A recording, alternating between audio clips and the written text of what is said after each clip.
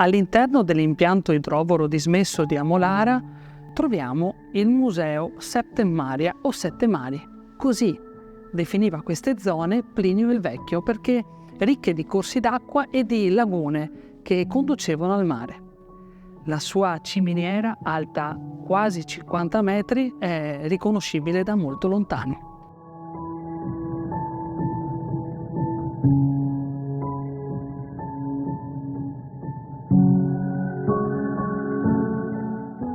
Il delta del Po è un ambiente unico ed estremamente delicato. Tra la natura incontaminata sorgono edifici di pietra con grandi ciminiere, le idrovore.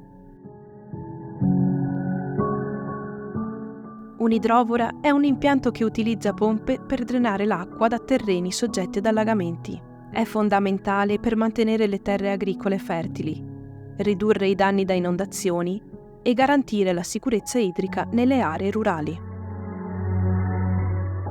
Nella sala macchine della vecchia idrovora sono presenti 2 grandi pompe centrifughe, mentre nell'officina di bonifica sono conservati vecchi strumenti per il risanamento delle aree allagate.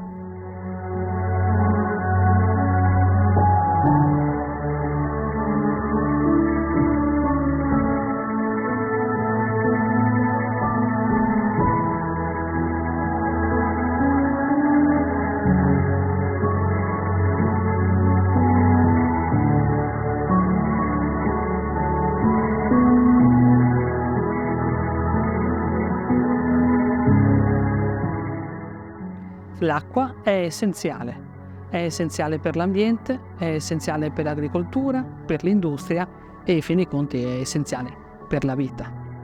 Questo museo ci ricorda l'importanza dell'acqua, l'importanza delle grandi opere a salvaguardia del territorio e ricordano a tutti noi quanto la gestione dell'acqua deve essere consapevole e sostenibile.